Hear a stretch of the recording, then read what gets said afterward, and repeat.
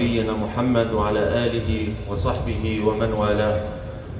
My dear respected brothers and sisters in Islam, as we begin the fasting of the month of Ramadan, it's important to realize the importance of this great ibadah, this great act of worship. Not only is it a farida, an obligation upon the believers, but it is a rukn min arkan al-Islam. It is a great pillar from the pillars of the deen of Allah subhanahu wa ta'ala. It's a pillar that was prescribed upon the believers and upon previous nations. Allah subhanahu wa ta'ala, He said, Ya ayyuha alladhina amanu, kutiba alaykum as-siyam kama kutiba ala alladhina min qablikum la'allakum tattaqun. O you who believe, fasting has been prescribed upon you and upon those who came before you, so that you may attain taqwa, so that you may attain piety. And this is the ultimate objective. Tahsil al-taqwa, tahdhib al-nafs, to attain piety, to discipline this nafs that is within you. This is the objective of fasting. It is not, as many of us were told as children, so that we, feel what the poor people feel and these statements that we were told. But the objective is to attain piety. Fasting should change you. Fasting should increase you in discipline. It should transform you, the person that you are. But it is important that you protect your fasting, that you fast in a way that is pleasing to Allah subhanahu wa ta'ala.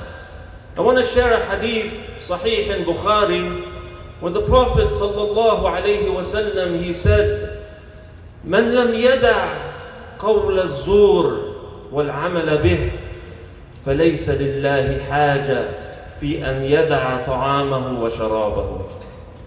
Prophet sallallahu alayhi wa sallam is saying that whomever doesn't abandon qawl az-zur, and in this hadith, what is meant by qawl az-zur is any statement of falsehood, of haram, of evil, wal 'amal bih, and in which the limbs act upon this falsehood and act upon this evil.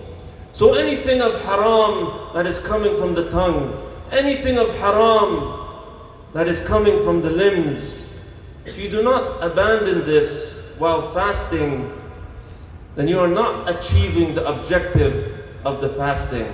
And Allah subhanahu wa ta'ala is not in need of you to abstain from food and drink.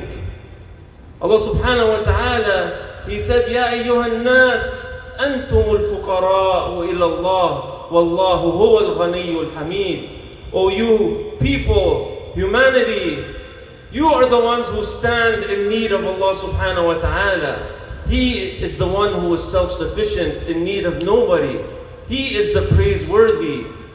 What happens is, some people may only get out of their fasting hunger and thirst. Hunger and thirst, that's all they get out of it, because they end up spending their night and day engaging in haram, engaging in matters that are displeasing to Allah subhanahu wa ta'ala, and therefore the reward becomes diminished and diminished, and it could be diminished so much so until there is no reward, depending on the amounts of sins and the types of sins. So it is a duty upon you to guard this fasting while you fast during the day. You're not saying anything displeasing to Allah subhanahu wa ta'ala. No lying, no backbiting, no slandering, no swearing, no mistreating of people. Somebody called me today and asked me, does listening to music invalidate my fasting? And I told them, listening to music, of course, without a doubt, is haram. But it does not invalidate the fast, but it diminishes the rewards. When you do haram, you're looking at haram, listening to haram, of course your rewards would be diminished. And therefore, the ultimate objective does not become achieved. Where is the taqwa going to come if you're not disciplining your nafs and being mindful throughout the day? What am I looking at? What am I listening? Where am I going? What am I doing? So let's be conscious of Allah subhanahu wa ta'ala. Let's protect our fasting so we attain the ultimate objective, which is tahsil al-taqwa, tahdhib al-nafs, attaining piety. Barakallahu feekum, jazakumullahu khair. Assalamu alaikum wa rahmatullah.